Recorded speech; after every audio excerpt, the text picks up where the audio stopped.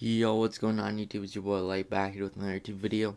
And in today's video, we're going to be doing, let's talk about the X-Men franchise. Now in this video, I'm just going to be talking about the X-Men franchise in a whole and just talking about my opinions on it. But anyways, yeah, let's get into it. Disclaimer, this does not include Deadpool 1 and 2. I'm not talking about them in this context and stuff like that. It includes all the X-Men movies and the Wolverine movies. So anyways, let's get into it. So the X Men franchise definitely has its ups and downs. I mean, it has good movies and it has bad movies at the same time. But I thought it's in my personal opinion, I think it's a very underrated franchise. I think it's really, really good, and it's one of the first cinematic universes that we ever really got, even before the MCU. If you think about it. But anyways, yeah, let's get into it. So I definitely thought the X Men franchise is very underrated for many different reasons. But let's just talk about some stuff they do pretty good. I think definitely they do some good cinematically. I think they did some good movies.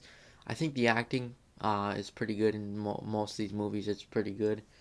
Uh, Apart from sometimes, I mean, casting wise, this they cast all the characters pretty well. I mean, maybe there's a few choices I would have changed, but for the most part, they do really good in terms of the main characters. Like, for example, Hugh Jackman as Wolverine and James McAvoy, Michael Fassbender, Patrick Stewart. All of those guys are really stellar casting choices, and I really do think so.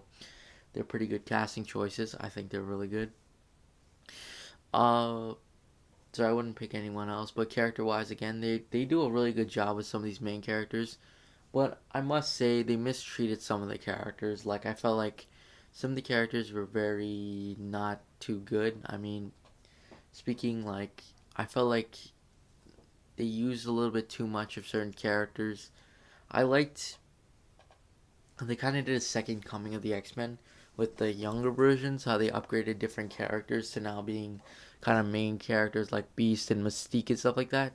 Whereas in the original trilogy or quad four movies or whatever you want to call it, they weren't too much mainstays. They were more secondary kind of X Men.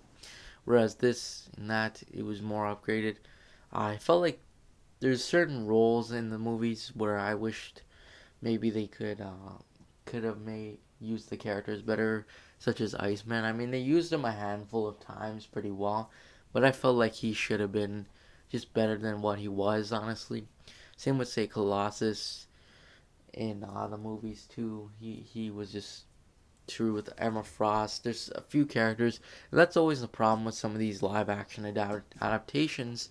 Is this is live action and like you have to have actors and stuff like that, and there's budgets and all that stuff. So that's just something you have to realize with these live action movies and stuff like that. So I'm not too terribly mad at this honestly, but yeah. Adaptation wise, I think they did a decent job of adapting these characters. I mean, Dark Phoenix got adapted two times, and it was both terrible both times. I didn't really like it. Uh, Character wise, they did a decent job. I mean, Wolverine was alright. But the thing is, costume wise, in terms of adaptations, we never got a accurate X Men except for that last scene in Apocalypse, which is so stupid. But I kind of wish we got some comic accurate costumes. Uh, Other actually than X Men First Class, they had comic accurate costumes, and also the more later, I mean the younger X Men had some decent comic accurate costumes, like in Apocalypse and Dark Phoenix. They had decent costume design, but I feel like they needed to include some comic accurate costumes. And I'm talking about like say Wolverine's yellow and blue costume. I think would be awesome to think. Another thing I liked about especially too is the message this movie sends. The difficult thing about adapting the X Men, especially, is in the comics they deal with a lot of different things, such as how mutants are treated very differently than say humans, and it kind of relates to a lot of real world problems. Uh, Per se, especially with like minority people and stuff like that, where it kind of deals with that a lot of the time. and how different people are treated a lot of the time. So I like that as well from the X-Men. I thought they do a really good job of just adapting the whole message of that kind of message. So yeah. Another thing is also the historical events it adapts into. Specifically, the older X-Men, I think they do an awesome job of just turning into a real world kind of events and stuff like that. So I definitely like that. The next thing would probably be the rebooting. Their cool new way of rebooting, and I really thought it was good the way they rebooted it. Just with the fact that uh, it did an interesting way. It was kind of like a reboot, but it wasn't at the reboot at the same time. It was just pretty much making them younger, just with different actors and stuff and different characters and all that. So I thought that was definitely interesting as well, and an interesting way of rebooting.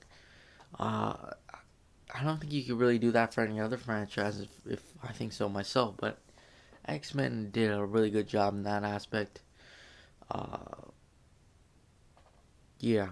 Something I didn't really like is the timeline. Now, I thought the timeline was very screwed up. Uh, just the fact that they seem like they didn't really keep in mind of the timeline. Just with the fact that, like, especially when they rebooted the franchise, a lot of the older movies that came out in the 2000s, such as X-Men, X2, and all those movies, they take place technically in the 2000s range, whereas these older movies are taking place in like the 60s and the 70s and 80s.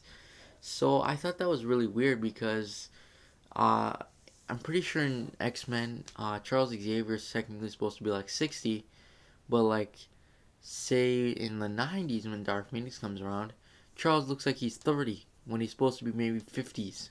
So I thought close to 60s actually. So I think that was very strange as well.